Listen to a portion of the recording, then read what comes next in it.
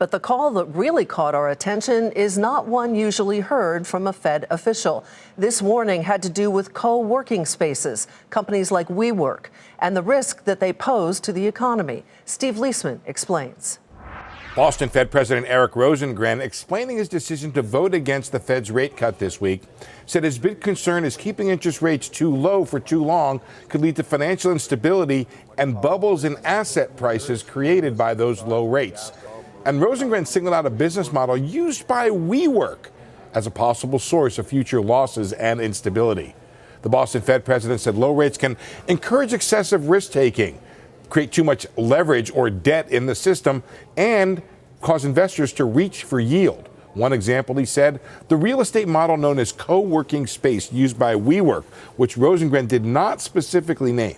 Very aggressive monetary policy has probably birthed some of the issues that we now have at this point in the cycle with respect to firms like WeWork. I think the question we need to ask ourselves is WeWork just the tip of the iceberg?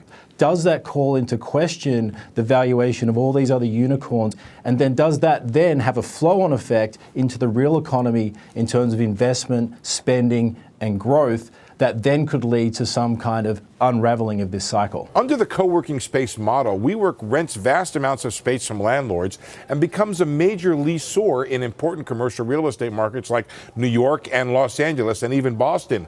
It then subleases that space to tenants. So what's Rosengren's problem with all this? He says the co-working model involves short-term leases to small, less mature companies that are going to be the first ones to go under in a recession.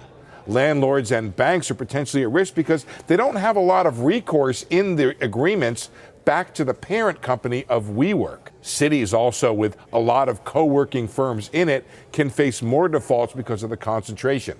Rosengren doesn't believe the WeWork model will create a downturn. What he's saying is that it could make a downturn worse once it happens. For Nightly Business Report, I'm Steve Liesman.